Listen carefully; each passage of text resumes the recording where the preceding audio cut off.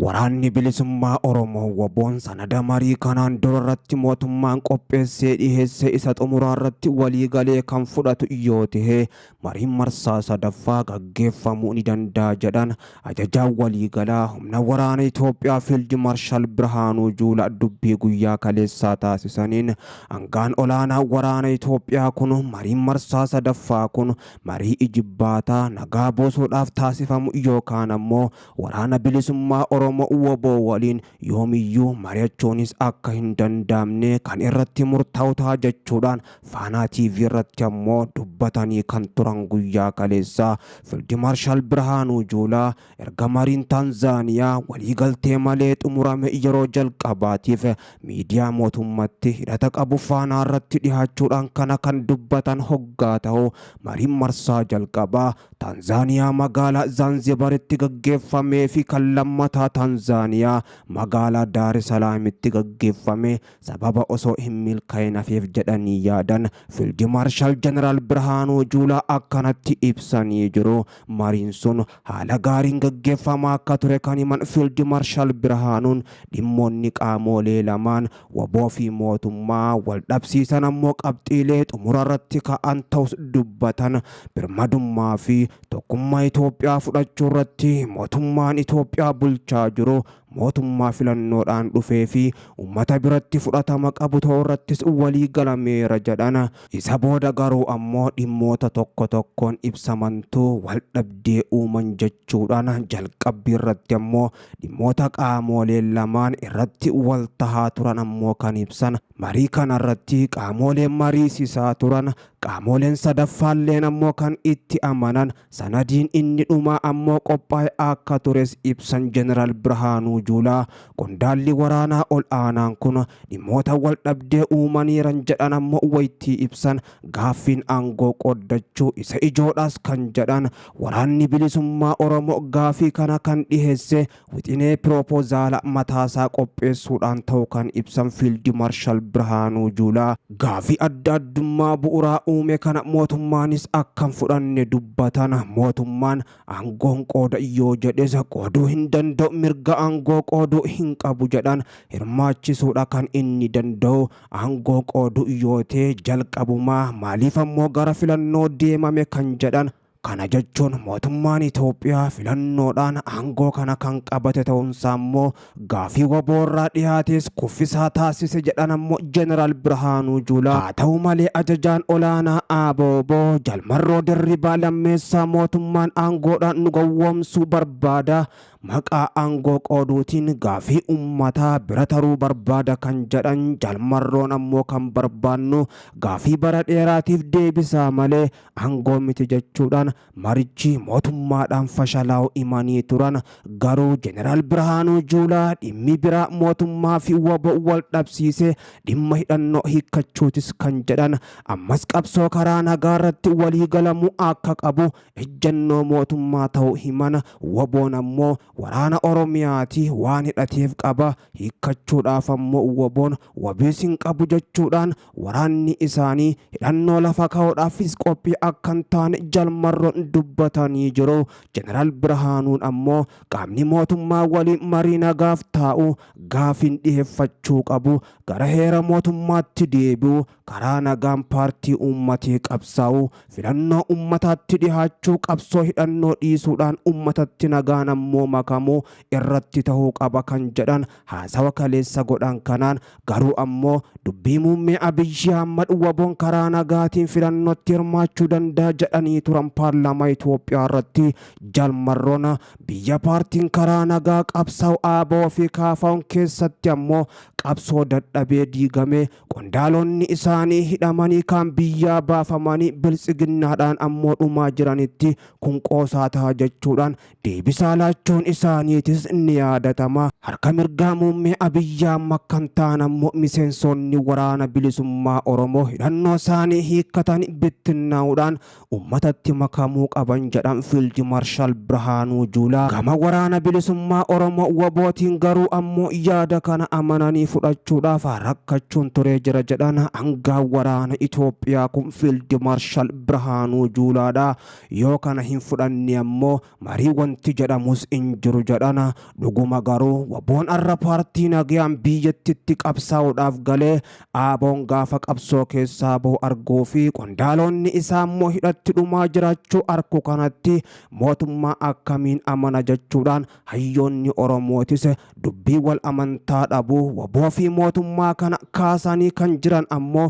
Jeneraal Birhaanuu Juulaatis waboon mootummaa kana amanee fudhachuu irratti rakkootu jira kan jedhan ammoo kanaafu mariin ture sana akka gaarii deemaa ture dhumarratti ammoo bu'aa fiduu kan dadhabeef sababoota ijoo kanneenii fi jedhan gama biraatiin ammoo tureewwan waraana bilisummaa Oromoo yaadota dhiyaatan kanneen karaa dogongoraatiin akka hubatan gochuu keessatti humnoonni biraa akka harka keessaa qaban Fiild Maarshaal Birhaanuu Juulaa gadalchaa gaafii fi deebii taasisan kana keessattis dubbatanii jiru. Humna hidhate kanarratti maxxanuudhaan gareen deeman jiru kan jedhan qondaalli waraana Itoophiyaa kun humnoonni kunneen waraanni bilisummaa Oromoo marii tasgabbiidhaan dubbii ilaalee waliigalteerras akkan geenye danqee jira jedhan Fiild Maarshaal Birhaanuu Juulaa. Mariin kun milkaa'uu dhabuu isaatiif ammoo qaamolee quba itti qaban maqaa isaaniitis hin kaafne ture. Garuu keessa beektoonni kaafaa fi aaboo malee gareen biraatis hin jiru kan jedhan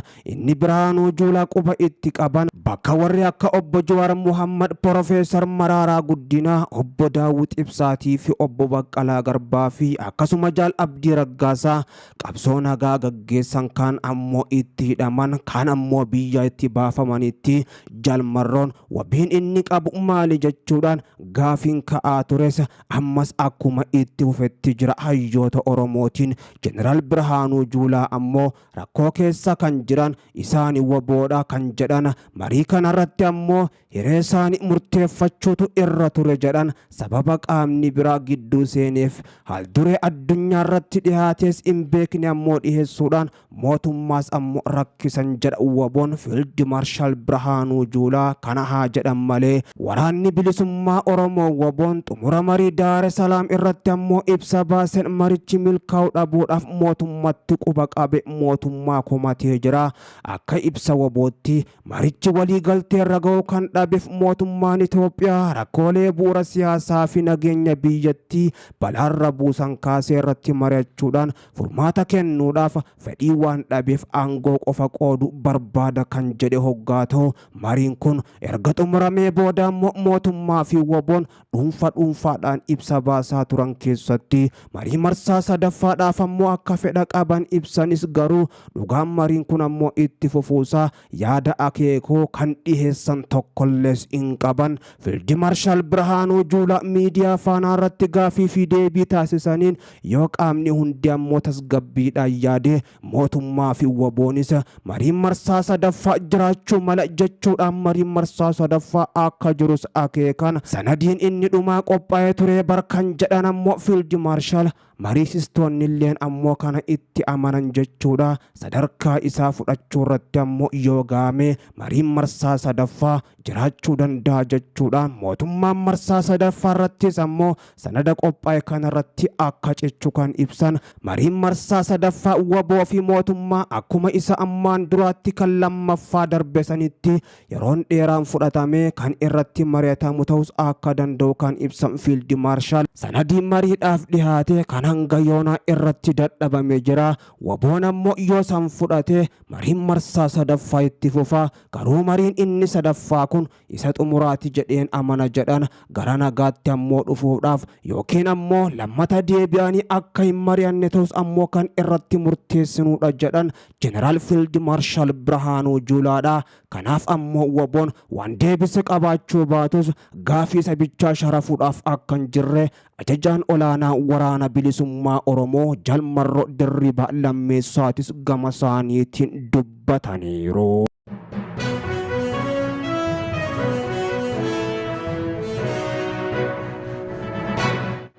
Deetaa ministeera nageenya Itoophiyaa ta'uudhaan tajaajilaa kan turan obbo Taayyee Danda'a to'annoo jala oolfamuu isaanii humni waloo nageenya biyyattiidhaa beeksisee jira. Onkololeessa bara 2022 irraa kaasee deetaa ministeera nageenya Itoophiyaa ta'uun tajaajilaa kan turanii fi kaleessa muddee gaafa 11 xalayaa muummee Abiyyi Ahmed irraa barreeffameen aangoo isaanii irraa kan kaafaman obbo Taayyee Danda'a har'a to'annoo jala ooluu isaanii humni waloo nageenya biyyatti beeksisee jira. Kaleessa ammoo yeroo aangoo gubbaa darbamanitti xalayaa waajjira ministeera muummee irraa isaan qaqqabeen ammoo Abiyyi Ahmed nama akka namaa akka ta'eef ammoo waan dubbatanii fi barreessanitti kan hin amanne ta'u Taayyeen saaxilanii turuun isaanii ni yaadatama. Kana malees ammoo obbo Taayyee Danda'aadha lola guddaa Itoophiyaanota wal nyaachisaa ture gaafa deeggaranii fi ammoo lalisaa ture mootummaan baay'ee isaan lalisuu fi akkasuma ammoo isaan deeggaraa turuu kan himan lola Oromiyaa keessatti gaggeeffamaa jiru ammoo hamaa ta'uusaa arginee fi akkasuma kan nu hin baafne ta'uusaa erga hubannee karaa nagaa filanne ammoo kanaan gubatan jechuudhaanis dubbatanii kan jiran mootummaan Abiyyi Ahmed mootummaa ummataaf hin yaadnee fi otoo ummanni duudhaan bosonatti nyaatamaa jiru ammoo waa'ee paarkii kan odeessuu fi akkasuma gama biraatiin ammoo ummanni beelaan otoo dhumataa jiru waa'ee masaraa mootummaa birrii biiliyoonaan ijaaruu kan haasa'u jechuudhaanis ministeerri muummee Abiyyi Ahmed nama akkaan garaa jabaatu ta'u ammoo kan saaxilan akkuma haadholee Tigraay fi ijoollee isaanii ammoo hara galfachiifne haadholee Oromoo fi ijoollee Oromootis ammoo kan ibidda qanqamachaa jiran hara galfachiisuu qabna jechuudhaan ammoo dubbachuu kan jalqaban torbee kana keessa mootummaa isaanii qeequudhaan obbo Taayyee Danda'aadha. Kaleessa ammoo ifatti aangorraa kan kaafaman xalayaa muummee Abiyyi Ahmed irraa isaaniif barreeffameen yeruma sanitti ammoo ministeera muummee Abiyyi Ahmed akkaan kan qeeqanii ifa baanii maqaa isaanii dhahuudhaan ammoo ministerichi kan dhiiga dhangalaasuun beekaman jechuudhaan kan dubbatan sanuma waabeeffachuudhaan ammoo BBC'n dubbiiwwan jajjabduu dubbatan kanaaf itti gaafatamoo taatammoo akkamii jedhee kan gaafate eenyu nu gaafataa seerri lafan jiru seerri kan jiru yoo ta'e ammoo walumaan gaafatamna jechuudhaan ammoo deebisaa kan laatan har'aan tana ammoo seerrinis waan isaan qabe fakkaata. Biltsiginnaan yeroo itti tolte ammoo saba dugda agarsiisuudhaanis waliin dhiichisaa dhiiga dhangalaasaa kan turan yeroo itti hammaate ammoo dugda walitti galuudhaanis hidhatti wal darbuu irratti argaman. Oromiyaa keessatti dhiigni lolaa jiru haa dhaabbatu jechuudhaan kanneen akka Taayyee fi kanneen biroo ammoo dubbachaa jiranis kana booddee akkan dubbanneef ministerichi yeroo ammaatti mootummaan hidhaa keessa buuse jechuudhaan keessa beektonninis himaa jiru. Deetaan ministeera nageenya Itoophiyaa kun muummee Abiyyi Ahmed waliin lola Tigraay fi akkasuma ammoo naannoo Oromiyaa keessatti gaggeeffamaa ture ifatti bahuudhaan ammoo deeggaraa kan turanii fi waraana bilisummaa Oromoo WBO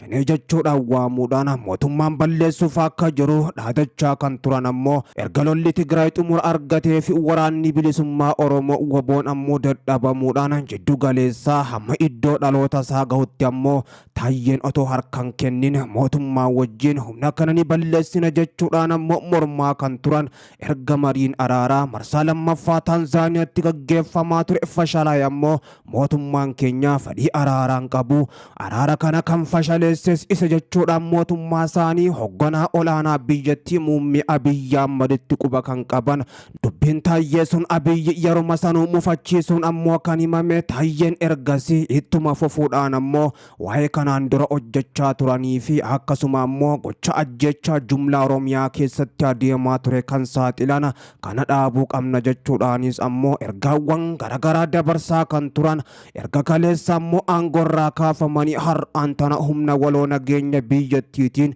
hidhaa keessa buufamanii jiraachuun isaaniitis himamee jira.